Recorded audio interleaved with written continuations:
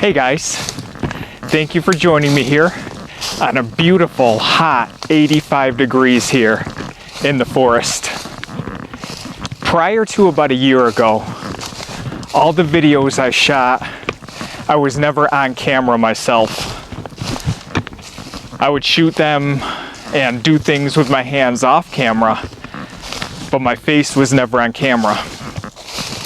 So then I did a video where I was on camera, my first one, and Sean Roberts from SSR left a funny comment and said, "Holy cow, it's Brandon Lee. Where's your crow?" And that led, for those of you not familiar, Brandon Lee was Bruce Lee's son. He did the movie The Crow, and from what I remember, the crow followed him around throughout the whole movie. That became a joke, a running joke that we had between each other and on our videos. I would do a knife review, he'd say I didn't see the crow. He would do a review or a video on something, I'd say me and the crow enjoyed it very much. So it was a good little running thing we had. It was a lot of fun. Around the same time, Nathan 4071 bought me a couple shirts, and one of them that I'm wearing today has a raven on it. And beautiful shirts, by the way, absolutely beautiful. Today, in honor of Sean, who we lost last week, the raven shirt that Nathan got me is going to be a crow shirt for this particular bushcraft outing, in tribute to our friend Sean Roberts from SSR.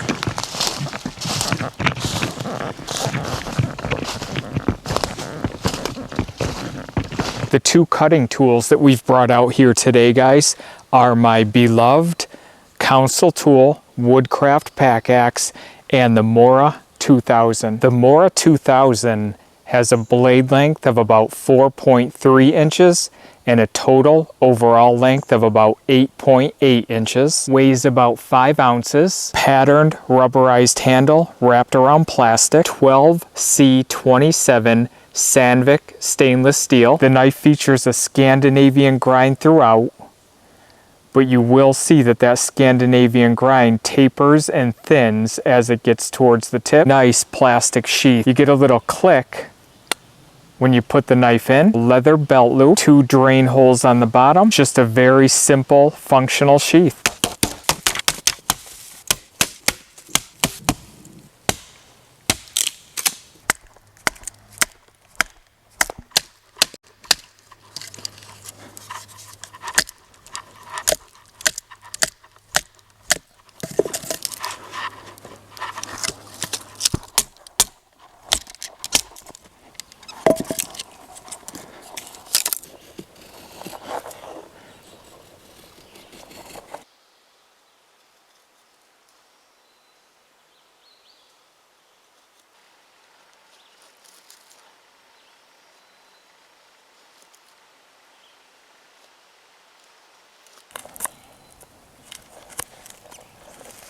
The way the blade thins and tapers there at the end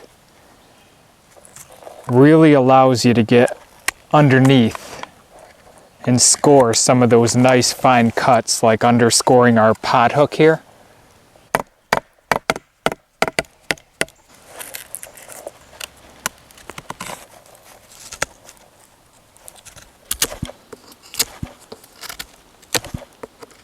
I have some bigger pieces of what we're using today on the bottom, and I have some smaller pieces as we go up, and these are going to act as a platform to get my fire started. I'll always put a little bit bigger of a log or a more mobile log back here as a brace.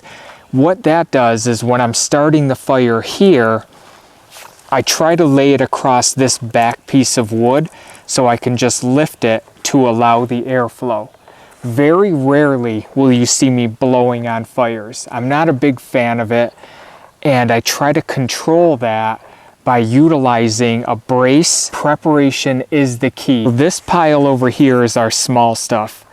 I have feathers, and a couple of these I left attached So we have feather sticks here. This is your most important pile, in my opinion, or at least my most important pile. These are your twigs and your pencil lead size sticks. These are what are going to catch and get your fire going. And I try to make this the biggest pile out of any of them because I feel that the pencil lead or the twigs are so important in fire starting. Next we have our pencil, and then on the end there are the marker size sticks. And as long as you progress through the different sizes of wood, by the time you're ready to add your fuel, everything will be all set for you. As far as our fuel itself, guys, I make these kind of things all the time. It's just a little fire reflector / wood holder. And what that does is it kind of reflects the heat back to me. I keep it on the back side of the fire. And it also works to keep my wood up off the ground. Lay the ferro rod right on the stick above the feathers, okay? Does not come with a squared off spine. You have to manually sharpen that with your bastard mill file, guys. I'm gonna shoot the spark down into our feathers here. Then I'm gonna transfer that onto these feathers, and that'll start our fire.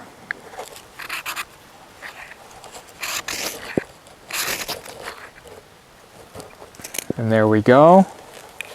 So I'll just let it burn there for a second, catch on to some of the other ones, and then transfer it right on to the other feathers.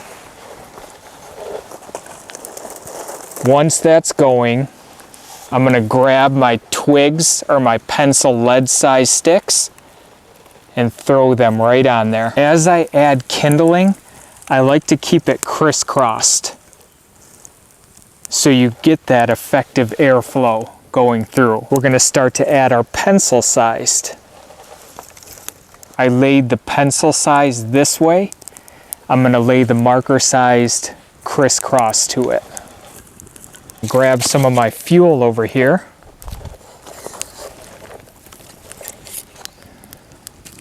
And I can now throw that on. It's nice and hot, it's high. It's starting to burn our wood underneath.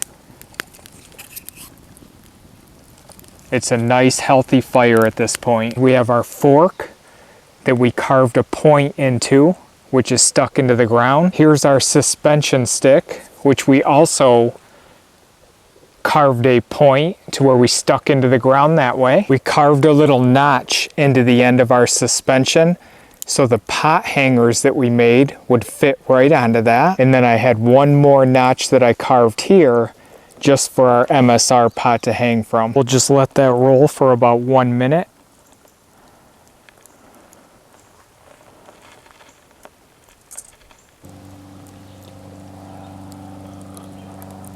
I previously did a video on the Mora 2000 about 6 months ago. I think that this is an outstanding knife, underrated, and I just wanted to have the opportunity to either introduce new subscribers to this knife or reintroduce some of you to this excellent knife.